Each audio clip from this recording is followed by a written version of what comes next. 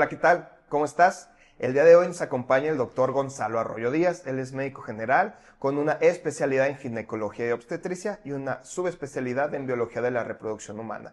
Y les vamos a hablar sobre infertilidad. Muchas gracias por acompañarnos el día de hoy. Gracias a ti, Nacho, por la invitación. Pues mucho gusto. Pues el día de hoy vamos a hablar entonces del abordaje de infertilidad. Prácticamente en muchos lados lo van a encontrar como el abordaje de la pareja infértil, ¿no? Pero en estos tiempos ya podemos inclusive hablar del abordaje de infertilidad porque incluye también a pacientes que pudieran ser pacientes solteras, porque ahora ya es el abordaje de más bien infertilidad, porque pueden ser parejas del mismo sexo o parejas o pacientes que sean solteras. Este abordaje de la infertilidad pues incluye prácticamente los factores más comunes que pudieran estar implicados en la dificultad para lograr el embarazo. Que lo más frecuente podría ser lo que nosotros consideramos lo endocrino ovárico.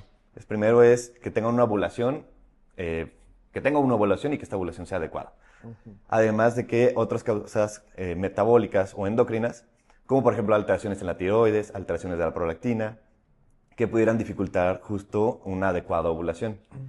Algo muy importante también sería evaluar la reserva ovárica, que es algo que muchas veces no se toma en cuenta, que es, no te dice exactamente cuánto le queda de utilidad al ovario, pero sí te plantea más o menos cuál es como la cantidad de óvulos que le quedan a una paciente. No se sabe en cuánto tiempo se van a utilizar, pero sí te plantea más o menos, inclusive proyectar que va a tener una menopausia inclusive temprana. Pero dentro de ese caso podemos inclusive abordar algo que se llama una baja reserva ovárica, que nos pudiera inclusive condicionar a lo que se llama una insuficiencia ovárica prematura. Después de las causas endocrino-ováricas, vamos a irnos, por ejemplo, por lo anatómico, que pudiera ser desde un pólipo, que es un crecimiento del endometrio, que es la capa interna del útero, hasta un mioma, que es un crecimiento, pero de la capa media, de la capa muscular, e inclusive alguna alteración que se llaman malformaciones mullerianas, un septo o un tabique, que es como si pusiéramos una pared aquí en medio del cuarto. Todo eso nos va a dificultar el embarazo, o si se logra el embarazo, nos pudiera propiciar que este embarazo no llegue a una viabilidad o a un término. Otra de las causas es, por ejemplo, lo que siempre llamamos la permeabilidad tubaria, que esto es que no solo es que se ovule y que el útero, digamos, tenga una morfología, una forma normal, sino que el conducto que lleva el óvulo hacia el útero y ya el embrión hacia el útero esté permeable. Sí, tiene que haber como un pasillo libre.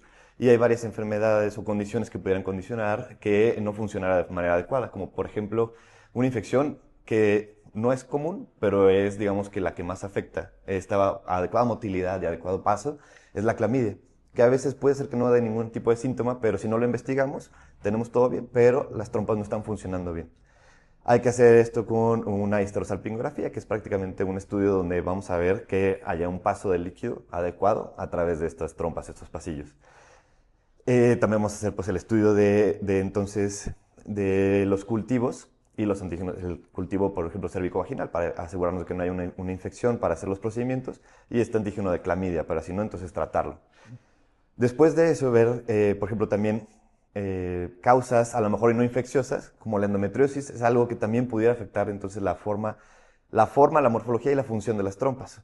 La endometriosis a grandes rasgos lo que genera son adherencias o cicatrices dentro de la pelvis. Y estas trompas, que son como tubos flexibles, móviles, pudieran quedarse adheridos o pudieran inclusive quedar obstruidos.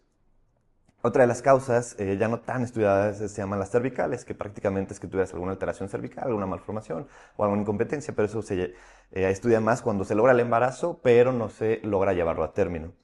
Y finalmente, pues serían prácticamente las causas masculinas, ¿no? Que es algo que muchas veces solamente se estudia un seminograma o es un estudio de semen, se puede llamar seminograma o espermatobioscopía directa. Y dicen, bueno, pues ahí está el estudio, tiene algunas alteraciones, pero no se les estudia a fondo. ¿Por qué? Porque pues muchas veces el hombre se deja como de lado de que bueno, con una muestra de semen y ya, sin problema. Pero de hecho, entre el estudio del varón, con un seminograma pudieras entonces empezar un estudio mucho más extenso.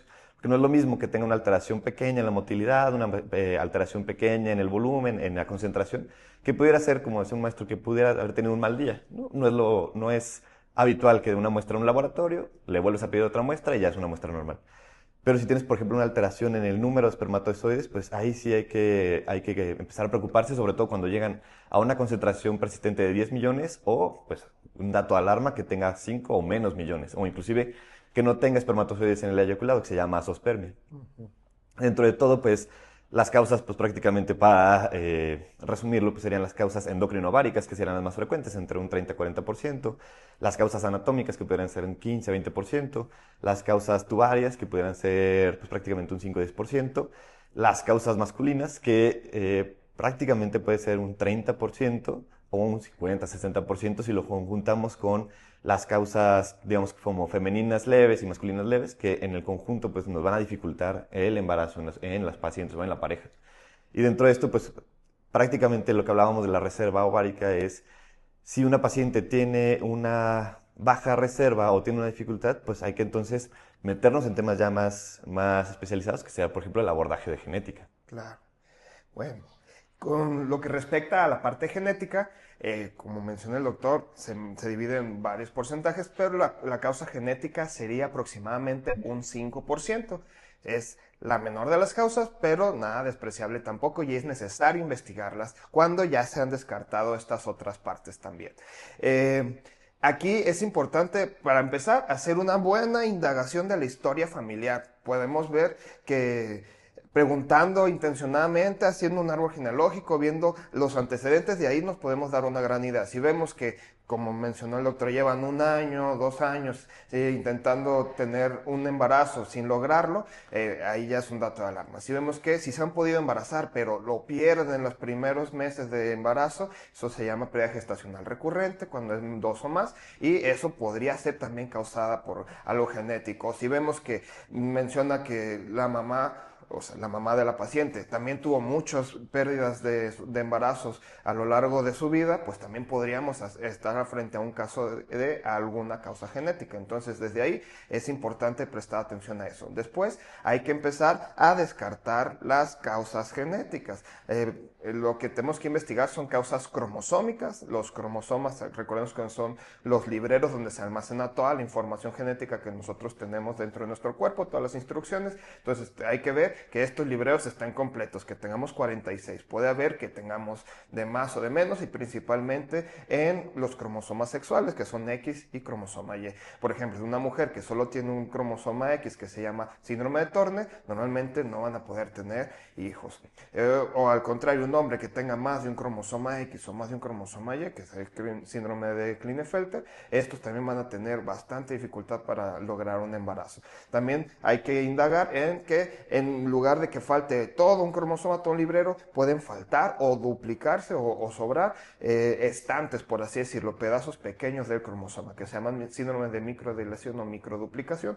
Y una parte muy importante justo es en el varón, que falta un pedacito del cromosoma Y, que se llaman microdeleciones del cromosoma Y, justamente, que sí nos pueden dar una causa grande genética. Entonces es importante ver esta parte. Otras partes con los cromosomas es ver la parte estructural. Muchas veces los papás tienen sus cromosomas completos, pero pueden estar estructuralmente diferentes, por así decirlo. En lugar de que estén los dos libreros sueltos, pueden estar pegados entre sí. Eso al papá no le va a dar ninguna dificultad porque tiene toda su información completa, pero al momento de intentar tener hijos sí puede haber esta pérdida gestacional o esta causa de infertilidad. También puede ser que en lugar de estar en el orden correcto tengan una parte invertida, una parte que está donde no debería estar. Entonces eso también hay que indagar y hay que buscarlo.